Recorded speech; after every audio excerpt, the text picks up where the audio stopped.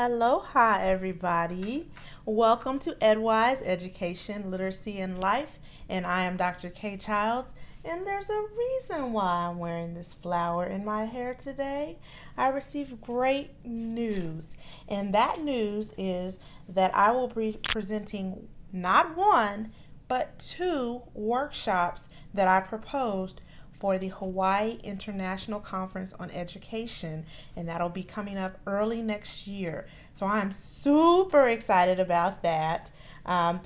Those of you, if you have had me as a student before, especially my students from way back that had me when I was going to Hawaii, I've visited there several times and I claim it as my third home sometime soon. But anyways, I'm just so excited to be able to share. I'm going to be sharing a workshop on changing the language, as well as I'm going to be sharing a new workshop, and it's called PEEPS, Addressing Parent and Community Involvement Courses within Teacher Education Programs. So I get to do some research before I actually get to go out and present. So I'm super excited about that.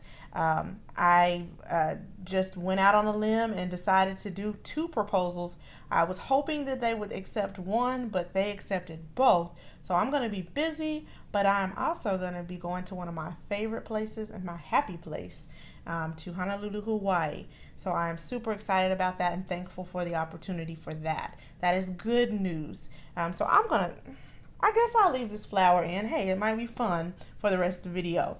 I'm going to go ahead and share with you what I intended to share with you, which is my 2-cent tip for this week, September 4th. Starting the month of September, we're kicking school off into school gear. At this point, everybody should be back in school. And I had a teacher tip for this week that deals with, actually, I'm going to go ahead and break it down for you. For the entire month of September, I've dubbed it Student-Centered September. So for Student-Centered September, I have a tip that I wanted to share with you today, and it deals with literacy, but it also applies to everyone. Again, the tip comes from my Instagram page. I share those every Tuesday, and here it goes. There is more than one way to teach students literacy skills. Standards are just the start. Try teaching students the worth of their literacy skills. So that is near and dear to my heart. A former ELAR as well as ESL. Most of the students in my classroom they were limited in English, or they had some areas of language where they were working on. They were coming with me with 2 languages, not just Spanish, any language you can think of, they were in my class. So I had a wake-up call from the start when I moved here to Texas, and I had been prepared in my program to work with students with English, students who were English language learners, but I did not know the level that I would have to work here in Texas in getting them up to quote-unquote standard, and getting them to where they needed to be in meeting certain standards. So I feel like I had to dig in and just say, and I'm sorry, I hope you can take me seriously with this flower on, but I feel as if I had to break down and say, you know what, my students were struggling, and they're struggling to try to fill a certain box or a certain standard. I had to finally say they have to know the worth. They have to know why they're learning English. They have to know what we're doing things for, why we're doing it this way, instead of just to pass a test. So they have to know the meaning behind learning all the literacy skills that they were learning. Literacy, again, is not just reading, it's writing, it's speaking, it's listening, as well as it could be also a visual component as well added to it. So this whole month, I'm going to be speaking on literacy. This week, I'm going to talk about reading. The next weeks, I'll talk about writing, speaking, listening. So today, this week for literacy, a couple of tips on helping you understand how to have a student-centered classroom related to reading.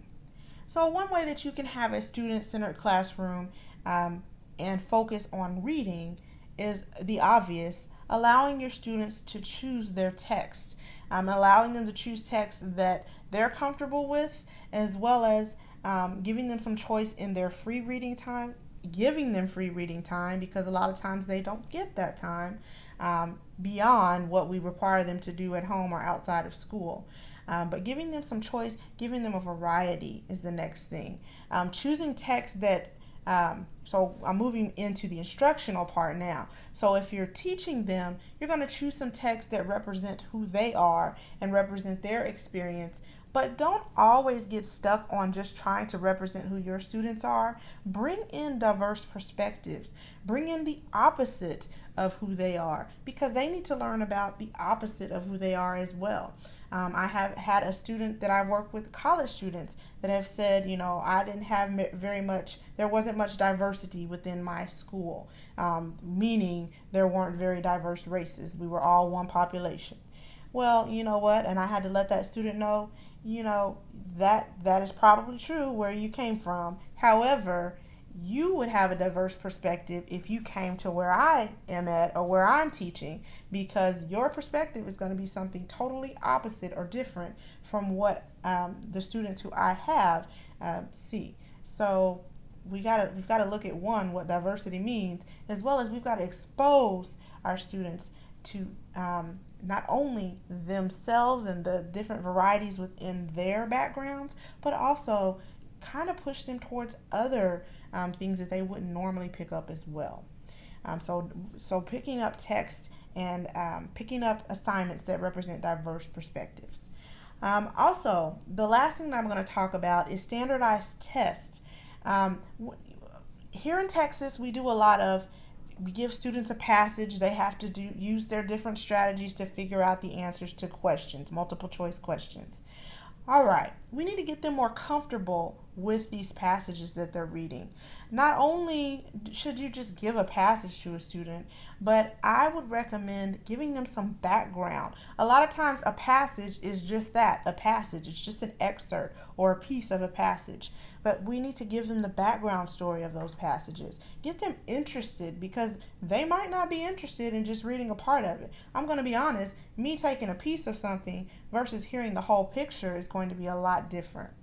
And then lastly, with standardized tests as well, because that's the background that I come from, and that's the background that majority of our educational system is built upon. But with standardized tests, give the students an opportunity to talk through the passages that they're reading, not only with you, but with peers. I don't care how boring it is, talk through it. Talk through what's going on. One skill that I always try to teach my students is put yourself in that story. If you are bored, change the names of the people in that story. Change it to people you know. That right there hopefully might wake the story up a little bit, and it allows it to be a little bit more fun. We need to make sure that students, to try to take away the fear. I'm going to be honest, I'm a horrible test taker, standardized tests especially, and I always had fear put in me with standardized tests. But we need to try to do what we can to take away the fear from our students in taking standardized tests and the fear of seeing a passage.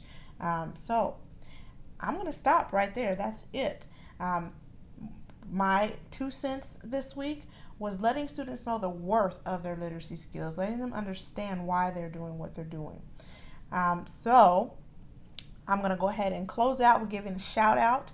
I'm giving a shout out today to someone super, super special in my life who is always there, and that is my husband, who goes by the name of Wise Ideas. You can find him on Instagram.